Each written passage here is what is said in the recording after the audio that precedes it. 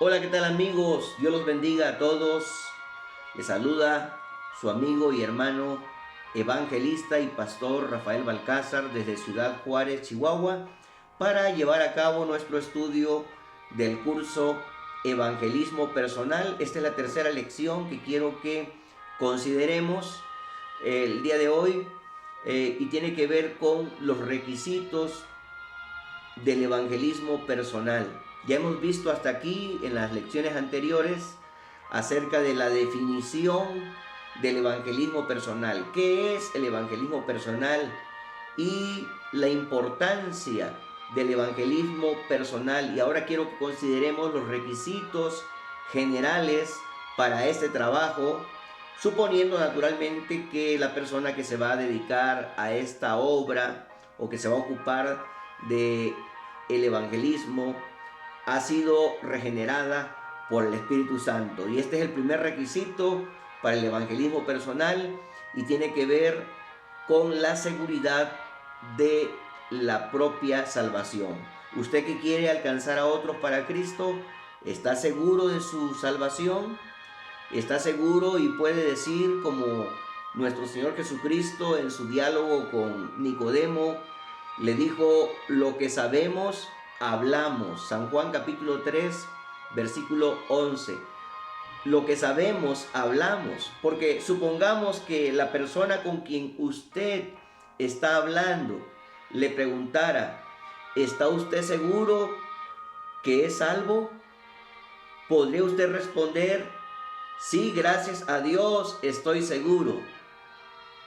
Y si le preguntan a continuación sobre qué basa la seguridad de su salvación, ¿podría usted señalar que por confiar en la obra de Cristo consumada en la cruz a su favor y por confiar en Él como su Salvador personal, podría usted decir que por confiar en la palabra de Dios está seguro? Entonces, usted cumple ese requisito. El apóstol Pablo podía decir: así que teniendo tal esperanza, usamos de mucha franqueza. En 2 de Corintios 3:12, el apóstol Pablo dijo esto. Y también una convicción firme produce una confesión franca, la cual inspira confianza en el oyente. En 2 de Corintios 4:13, el apóstol Pablo también dijo, como está escrito: creí, por lo cual hablé. Nosotros también creemos, por lo cual también hablamos. Si vamos a ir a hablarle a la gente acerca de la necesidad de salvación, entonces nosotros tenemos que estar seguros de la nuestra, estar seguros de nuestra salvación y poder decir como el apóstol Pablo: yo sé a quién he creído y estoy seguro que es poderoso para guardar mi depósito para aquel día. Que cada hermano que me está siguiendo en este curso esté seguro de su salvación. Si aún no estás seguro, mi querido amigo y hermano, es tiempo de que te asegures. ¿Y cómo puede uno asegurar su salvación? Primero, arrepintiéndonos de nuestros pecados y creyendo que Jesucristo es nuestro único Señor y Salvador, y confesándole públicamente en el bautismo en agua y hacerse miembro de una comunidad local de creyentes. Por lo tanto, ese sería el primer requisito. El segundo requisito es que cada evangelizador debe tener una convicción de la condición arruinada del hombre. Sí, tener una convicción de la condición arruinada del hombre sin Cristo. Es únicamente cuando el médico se da cuenta de qué enfermedad padece su paciente es que puede recetar correctamente.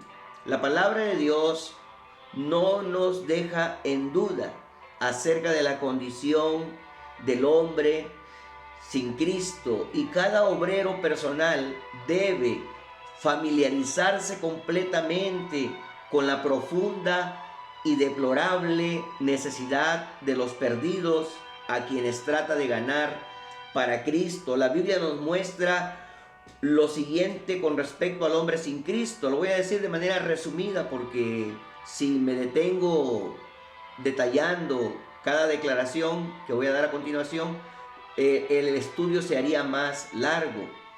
Pero en primer lugar, el hombre sin Cristo está muerto y necesita regeneración, necesita ser resucitado. La Biblia dice en Efesios 2, 1 y 2, hablando de la vida nueva en Cristo y de la vida pasada del creyente y de su presente y de su futuro, dice la palabra: y Él os dio vida a vosotros cuando estabais muertos en vuestros delitos y pecados, en los cuales anduvisteis en otro tiempo, siguiendo la corriente de este mundo, conforme al príncipe de la potestad del aire, el espíritu que ahora opera en los hijos de desobediencia, entre los cuales también todos nosotros vivimos en otro tiempo, haciendo la voluntad de la carne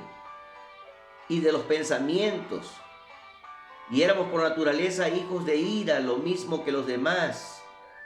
Entonces todo eso el apóstol Pablo lo describe en Efesios capítulo 2 acerca de la condición arruinada del hombre sin Cristo, y de la cual Dios ha salvado a cada creyente, a cada persona que ha confiado en la obra de Cristo en el Calvario y le ha reconocido como su único Señor y Salvador.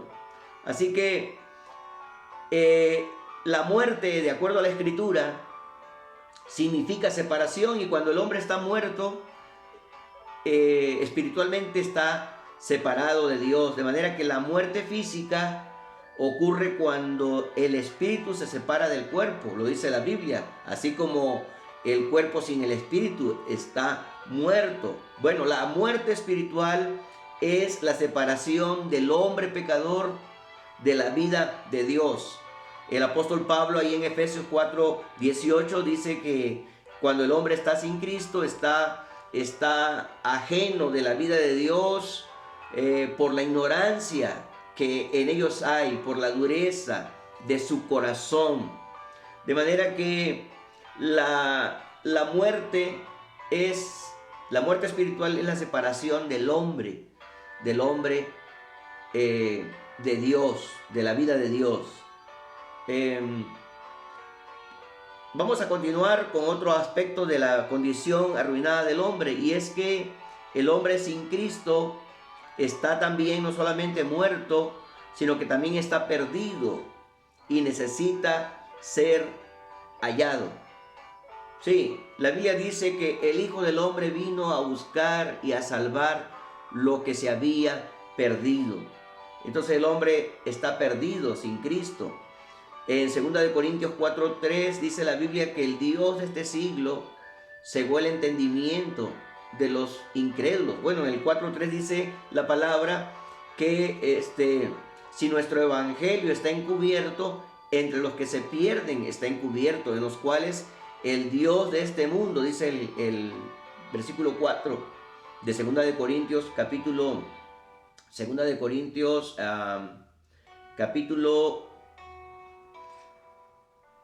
4, versículo 3 y 4, dice que el Dios de este siglo cegó el entendimiento de los incrédulos para que no les resplandezca la luz del evangelio de la gloria de Cristo.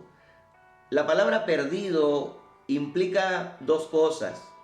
Uno, que una cosa no es poseída por su dueño legal, o que una persona no sabe dónde está o cómo encontrar el camino que quiere. Eso significa la palabra perdido. En Lucas capítulo 15, la palabra perdido y sus derivados del verbo perder ocurre 7 veces, y tenemos una descripción triple del pecador, y lo ilustra Jesucristo de esta forma. Lo ilustra con la oveja, la moneda y el hijo. Bueno, la oveja se perdió por haberse descarriado. Dice la palabra que todos nosotros nos descarriamos como ovejas, cada cual se apartó por su camino. Entonces, la moneda se perdió por haberse caído, ¿sí? Y aunque valiosa, esa moneda yacía incapaz de ayudarse a sí misma. En el caso del hijo pródigo se perdió por su capricho. No fue por ignorancia o por haberse caído, fue por su propia voluntad, salió del hogar y malgastó sus recursos.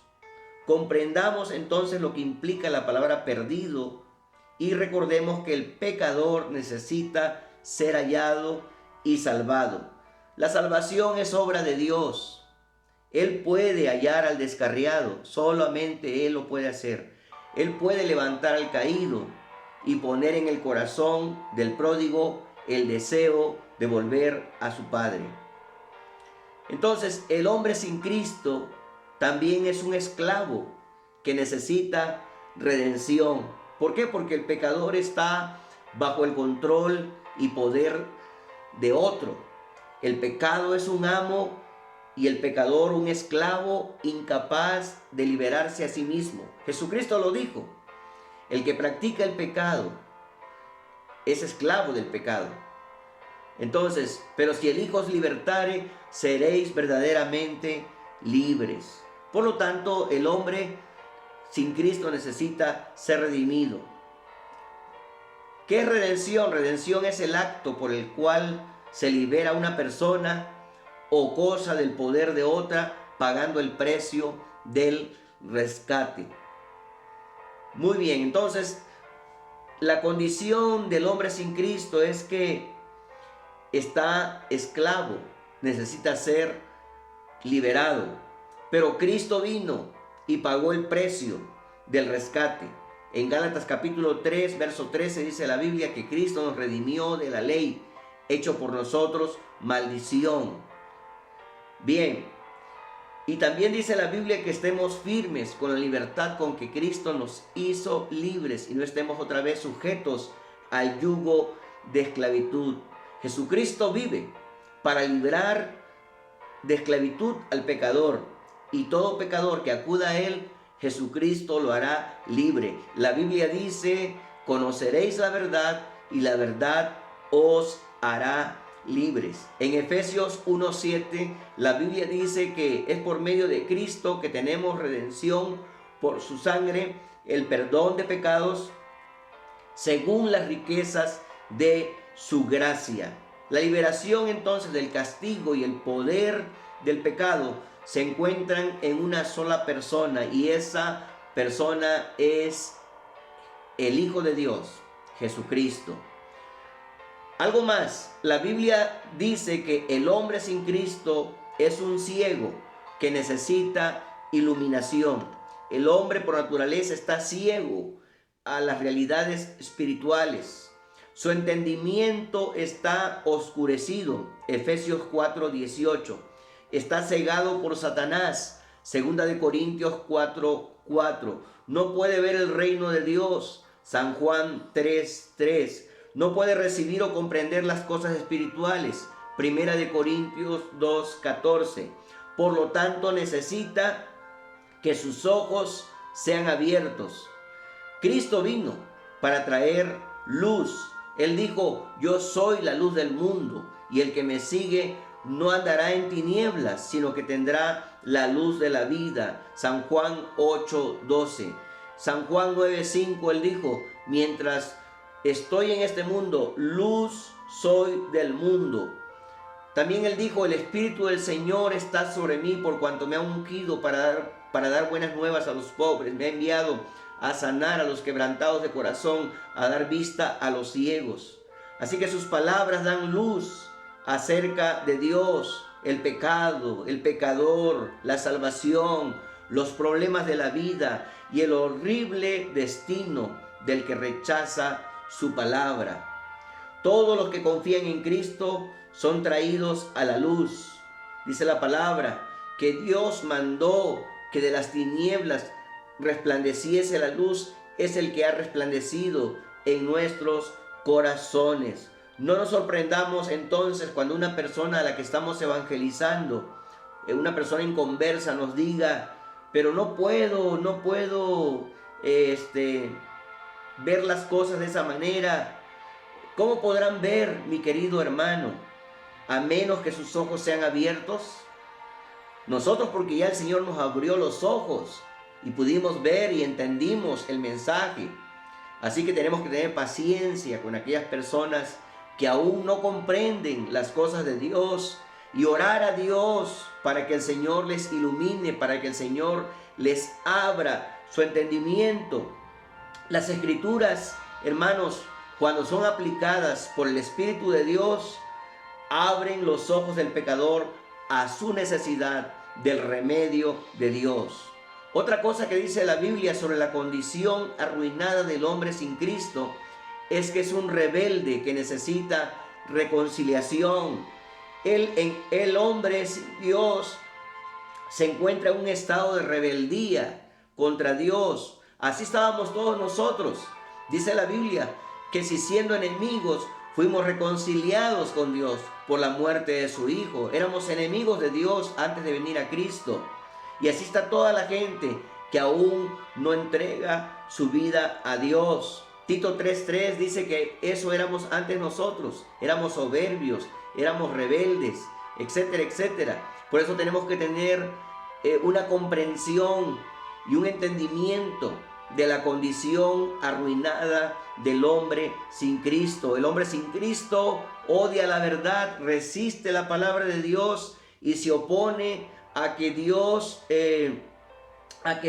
tenga su legítimo lugar como Señor supremo en su vida. Dice la Biblia que habiendo conocido a Dios, no le glorificaron como a Dios ni le dieron gracias, sino que se envanecieron en sus razonamientos y su necio corazón fue entenebrecido.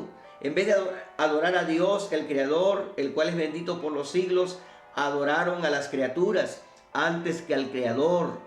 Por lo tanto, así está la condición del hombre sin Cristo, y tú como evangelizador debes entender ese cuadro, ese panorama, ese diagnóstico que la Biblia nos da acerca del hombre sin Cristo. El hombre sin Cristo, mi querido evangelista, necesita ser reconciliado. Es decir, debe volver a Dios arrepentido y sumiso para llegar a ser un súbdito leal. Sí, por eso la Biblia describe la condición arruinada del hombre sin Cristo. El pecador debe confesar su rebelión, creer en el Evangelio y rendirse incondicionalmente a Cristo. Así vendrá bajo la benéfica autoridad y señorío de aquel por cuya sangre fue hecha la paz, para que él pueda acercarse a Dios con confianza. El hombre sin Cristo es un criminal por naturaleza. Es un criminal que necesita justificación. El pecado es un delito contra el santo trono de Dios y su gobierno moral. Cada creyente debe saber lo que la palabra de Dios dice sobre el pecado. El hombre es pecador por naturaleza. Esto quiere decir que nació en este mundo con una naturaleza diametralmente opuesta a Dios. En el Salmo 51:5 dice la Biblia: he aquí en maldad he sido formado y en pecado me concibió mi madre. A esta naturaleza se le llama, de acuerdo a la Biblia, carne, y ella ama todo lo que Dios aborrece y viceversa. Una persona no tiene que pecar para llegar a ser pecadora, sino que peca porque es pecadora. La naturaleza pecaminosa es la raíz de la cual las palabras y los hechos pecaminosos son los frutos. El hombre es pecador por elección y por práctica. Esta naturaleza pecaminosa pronto se pone en evidencia por los pensamientos pecaminosos cobijados en la mente, las palabras que escapan de los labios, las acciones pecaminosas en la vida y una actitud general pecaminosa con respecto a Dios.